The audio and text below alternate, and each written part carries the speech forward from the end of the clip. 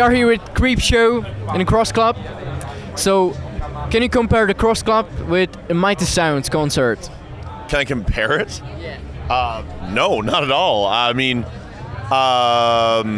Cross Club is so small and intense, and Mighty Sounds is so humongous and bizarrely huge. Like, no, you can't compare it. I mean, like one is this wonderfully breezy, open, like huge event, and one is just like this tiny, intense, like grab you by the neck. Like I love both of them, but like you can't compare them. You can't compare them. The way you compare it is one was smaller and one was bigger. And there was more stuff to climb for me at one. So what do you prefer, bigger or smaller? I think as much as I love Mighty Sounds and as much as it was amazing and probably one of my favorites, I think that we get more joy out of being closer to people without the barriers, so that we can hug and mosh together as one big happy family. Yeah, I don't prefer one over the other. I mean, Mighty Sounds is awesome, and like playing the cross, like we played the Cross Club I think 3 or 4 times, and I don't like. They're both awesome. I can't choose. Don't make me choose. The way it is that both were equally amazing. So you can't really compare except for size. One is bigger. One is bigger. And one is small. Yeah, it's like they're both awesome. They're both awesome. So you have played in here already with other band or with Creepshow? With the Creepshow. The Creepshow's played here. I want to say 3 times. It actually might even be 4 times. But it's like, but we usually play here in the springtime, fall, and it's like we never usually get this like intense heat that we got tonight. And like our drummer was Sandro, like he was almost passing out, and I was definitely feeling it. It was intense, but like it was really rewarding because the crowd works as hard as we do. And yeah, exactly. Okay, so just today, this crowd member fell on stage, and I didn't know what was happening. I just thought he just fell on stage. But while he fell on stage and was pinned under people, he rolled a cigarette while he was pinned under like 5 people. I'm getting up. This is what he did. Okay, I'm gonna show you exactly what happened. So imagine there's a bunch of people behind me. He's on the ground like this, rolling a cigarette, just like this. Yeah. While 3 people are on top of him. Was it a cigarette? Was that? Was it really a cigarette? Because you are in a Cross Club. So. I don't know. It looked like a cigarette. As to what was in it, I can't say. But it was a thing to be smoked at some point. And but yeah, he sat there, rolled it like very oddly calmly, actually. Sort of sat there, did his thing, made it work, and. He tried to offer me a drag of his cigarette, but I told him no because I'm singing, and so it was a cigarette. I smelled it. It was a cigarette. Okay. I know what the other stuff smells like, and it wasn't it. So have you got any stories from the old shows, for example, from the Cross Club? Any girls, groupies, whatever? Oh no. Actually, okay. I have one story at the Cross Club that I want to share, and it doesn't involve any. Okay, before I tell the story, every time we play here, it's awesome. Every time we come to the Czech Republic, it's awesome. One time we came to the Cross Club, and there were these 2 English-speaking people who were really loud and really annoying. And as Canadians, we have this wonderful stereotype that we are like quiet and well reserved and very apologetic and very nice. And so I heard these 2 people speaking English really loudly and really abrasive, and immediately in my head, no offense, I thought they were Americans. Just off the top of my head, I was like, they're awfully from the States, from the United States of America. Just because they happen to be a little louder, a little more abrasive. And then I found out later that they were from Canada. And so I was actually kind of embarrassed. So every time that this guy would like run up to me and like scream at me, I would just kind of just like hug him and be like, hey, it's okay, and I'll just sort of like talk extra quiet to sort of get him to think like, oh, I can talk quietly too. And it just really wasn't working, and like he kept on like smashing shot glasses on the bar and screaming Canada. And so finally, like, we took them all aside and we're like, you're ruining our country's reputation. Stop screaming Canada and doing stupid things. That's not what we do. And finally he got drunk enough that like he was just thrown out. And so we actually had to apologize to the bar staff because they thought that he was from Canada so that he was with us. And so we had to finally say, like, I'm so sorry that we don't know that guy. Like, oh, you didn't know him. We're like, no. And we don't want you to think that we know him. We don't want you to think that he's a part of our band. Oh, God. Oh, it's horrible. Oh, God. Oh. It's a disembodied arm. So what about the other stereotypes about Americans and Canadians? The other stereotypes...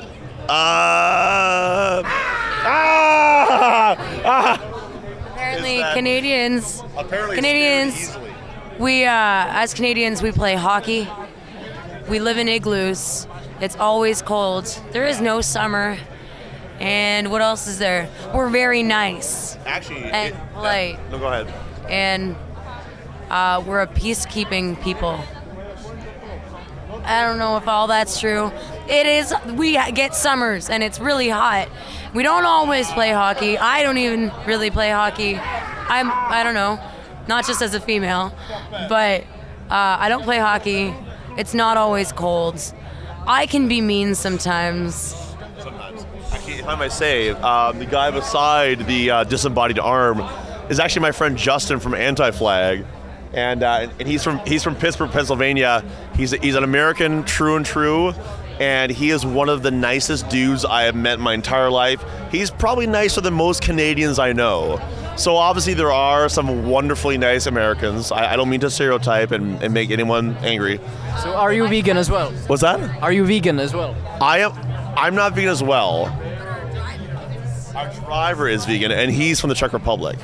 So there are vegans everywhere. My cousins are from America. They're from Virginia and California, and they're freaking awesome. Virginians. Good old Virginia. And I've been there, but I was in boot camp for 10 days. I don't want to talk about it. It's really upsetting. They thought I was going to be a problem child. They put me in boot camp, but my cousins, they're as Americans, they're super awesome, really nice, and that's all I have to say about that.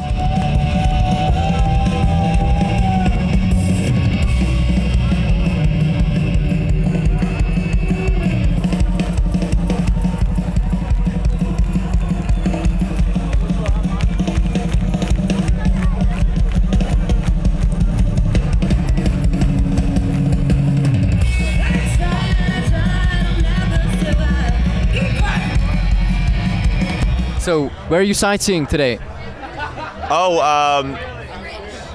It's Sorry, it was really beautiful. Yeah, we kind of went. It's so fun because no matter how many times I've been to Prague, I haven't really had a chance to see the city, and so our driver took us to Prague 1, and we saw like the humongous. We actually spent most of our time on the humongous bridge, spanning the river, and.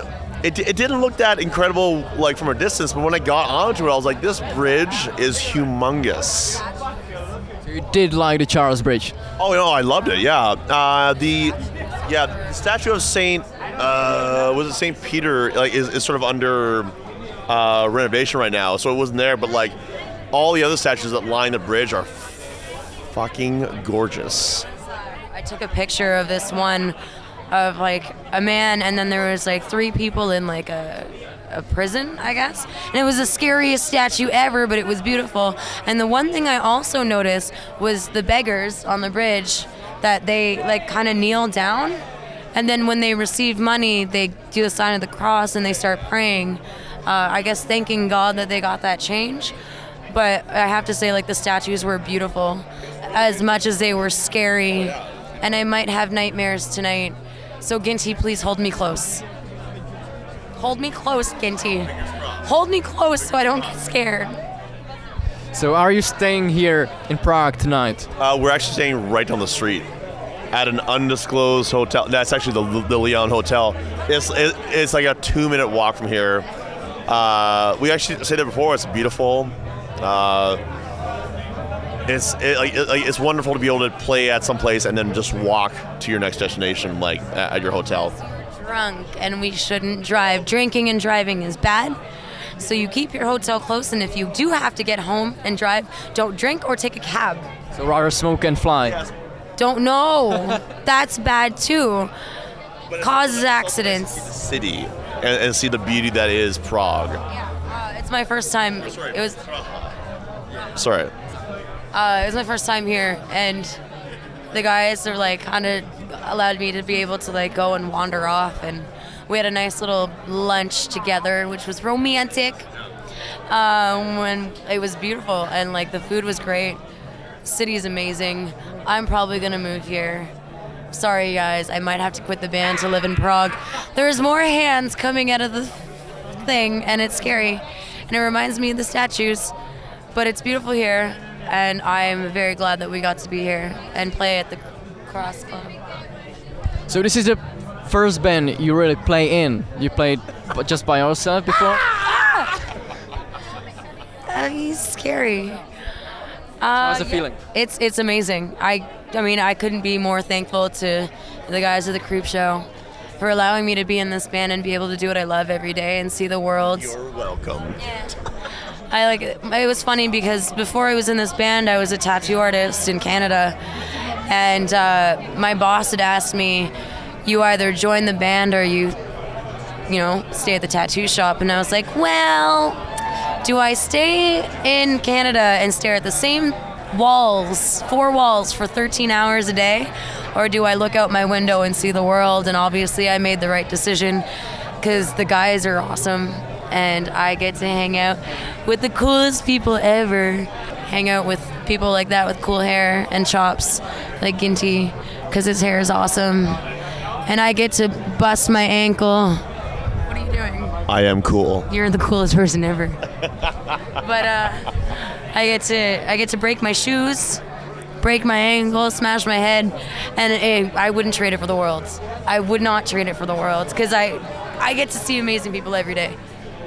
So what was the best concert you ever played? Best concert I've ever played? Well, for you. I don't know if I can say that. In all honesty, we played Futurum a few times in Prague, and those have always been fantastic. That's hard as we played a show in Moscow and in Russia, and that was fantastic.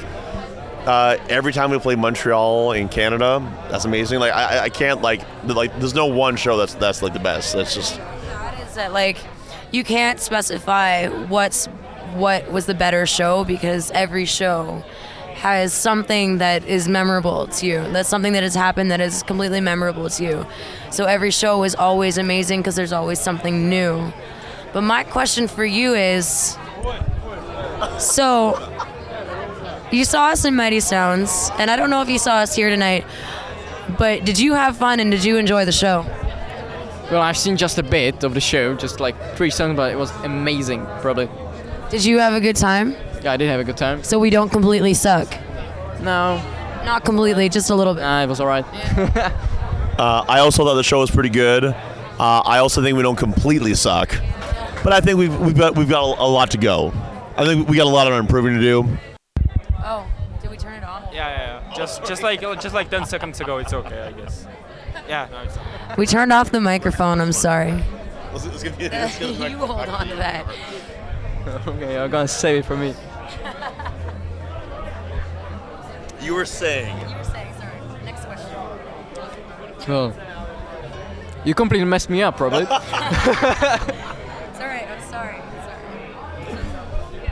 It's late,